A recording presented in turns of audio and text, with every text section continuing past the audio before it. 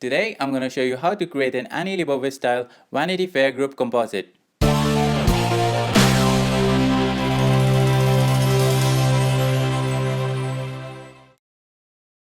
We started by shooting an image for the background plate, which is usually shot by Annie's assistants beforehand. To light up the scene, we used a pair of 200-watt lights in 120cm octabox each as the fill and the main light.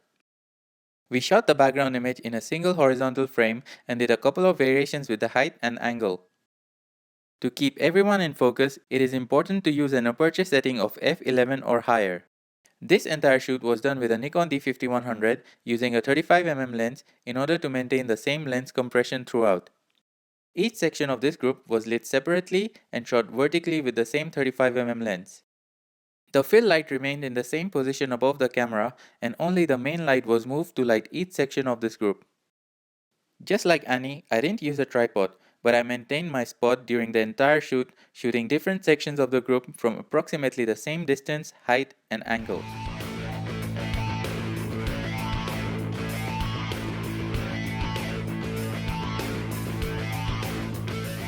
I'm going to start with the background plate and add each model one by one. This way I can choose their best pose and expression. For this, I'll go to File, Place Embedded, and choose my first model's image and click Place. Placing an image makes it a smart object and I can resize it as many times without any loss in quality. To cut the model out, I'm going to use the lasso tool to make a rough selection around her and create a mask for that layer. Now I'm going to position her and resize to a realistic size. I usually reduce the layer opacity to 50% and overlap it as close as possible. Next, I need to fine-tune this mask. I'm going to quickly show you my approach for tackling different areas. For blending a part of one image with a background, I usually use the brush tool between 10 to 50% flow to paint on the mask. I'm not going to cut out the hair. Since it's shot on the same background, I'm going to blend the tonal values to make the background seamless. But for now, I'll mask out as close to the stray hair as possible. For a slightly defined cutout like the dress, I prefer using the pen tool to create a fine selection.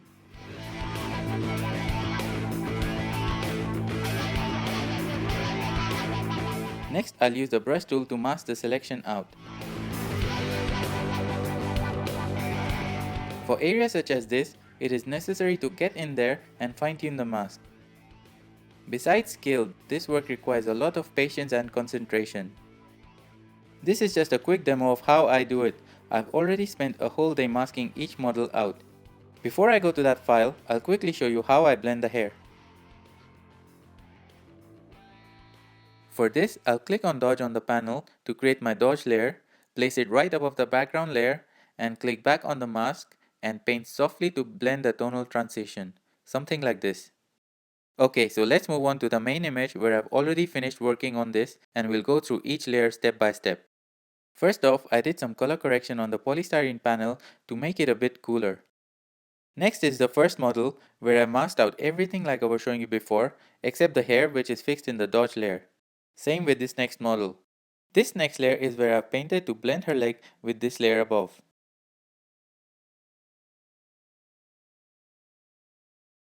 As you can see here, there was no way to overlap this hand in the bottom layer, so I had to clone it out in an empty layer. Similarly, I had to replace a part of this model's shoulder from another of her image. I'm going to make this PSD available so you can examine each layer mask and understand it better. This final brightness contrast layer is actually a help layer which I use to see in the dark areas like this line if it's blended seamlessly with the other image below. Okay, so to blend the hair and to create some shadows, I've used the dodge and burn layers. And as you can see here, when it's done right, the hair blending is seamless. Alright, so what we have here is the final base composite, and now we are going to do some skin retouching and color grading. First I'm going to delete this help layer, and then begin by adding a canvas texture from the StyleMapic Edges and Texture pack, but any canvas texture will work. Basically, this is a hack to convert your paper backdrop to a much more expensive and artistic Oliphant canvas backdrop which Annie uses. I'm going to select the quick selection tool, but since I can't use it on these layers, I'll click on Merge New, which merges all the visible layers on a new layer, and start by selecting the gray paper backdrop.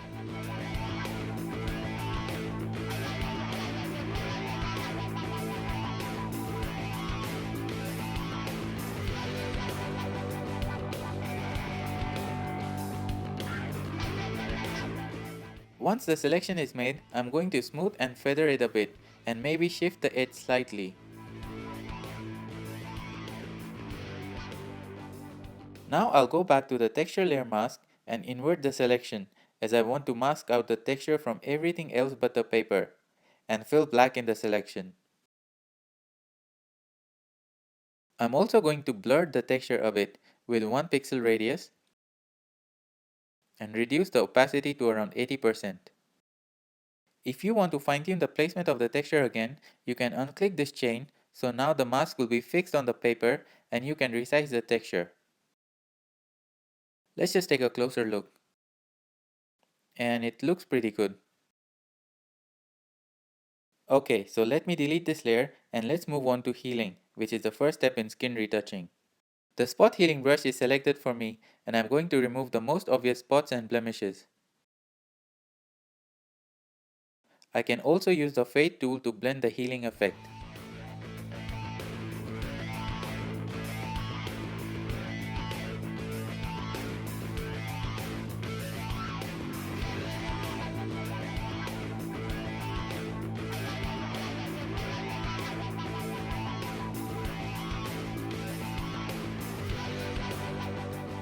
I'm not going to remove all these spots on her leg, as they will be taken care of in the skin smoothing step.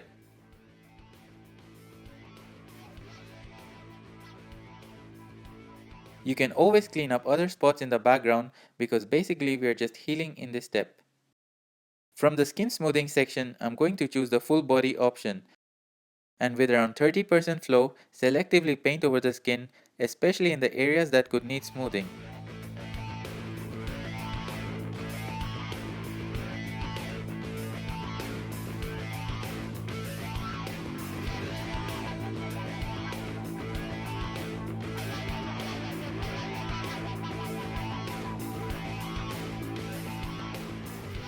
The skin texture will stay intact, so your brush strokes look natural and not blurry. Again, you can use the fade tool to blend your brush stroke and tune the smoothing effect to where it looks natural. Veins can also be reduced naturally in this step. The smoothing also removes small high contrast spots, and that's why I didn't manually heal them out in the previous step.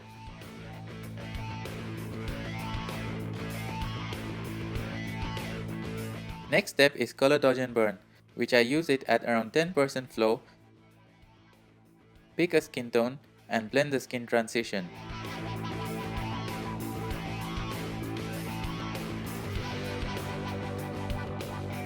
As you can see, I use the fade tool a lot to blend the paint better. This is also perfect for blending red skin patches with the surrounding skin tones. To understand color dodge and burn better, you can watch the previous beauty retouch video which I'll link below. To complete Annie's look, I need to color grade this image. Usually for every other image, I start with the skin selection from the panel, which creates a merge new layer and selects the quick selection tool with which I can roughly select the skin. But for now, I'm going to take a shortcut and go to Select, Color Range, and then choose Skin Tones, which selects the skin more or less, but also selects similar skin shades like this on the floor. Also, you will notice that the bright highlights of the skin are not selected, no matter where I move the fuzziness slider. Let me select this for now. And for this image, I'm going to use the cyan color toning. This got created in the color dodge and burn folder. Let me just move it out there. I'm going to fine tune the cyan curve layer and reduce the contrast in the shadows. I think first I'll get the highlights back in the skin selection by clicking on luminosity masks, which like it says can be accessed from the channels palette. I'm going to Ctrl or Command click to select the highlights, then go over to my cyan curve mask and fill black in it to get the skin highlights back. Now I'm going to fine tune the opacity to get a nice balance between the warm and cool colors. I need to brighten some faces, so I'll start by using the lasso tool to make a rough selection around her face and maybe the legs, and then go to refine edge and feather the selection and create a curves adjustment layer and increase the brightness slightly.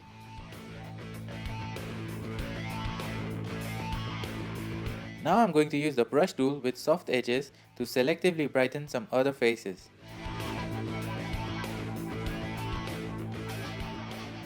Finally, I'm going to add some film grain and reduce the opacity around 10%. Now I'm going to double click on the layer to get into layer styles, and pressing Alt or Option, split and move the underlying layer black slider towards the white. This reduces the grain in the shadows and lets you balance it out with the highlights. Well, there you have it, the final composite. You can download this PSD from the link below to really understand the amount of retouching that goes behind Annie's images. So I hope you enjoyed this tutorial, and to get more coming, please subscribe to this channel. Thank you for watching.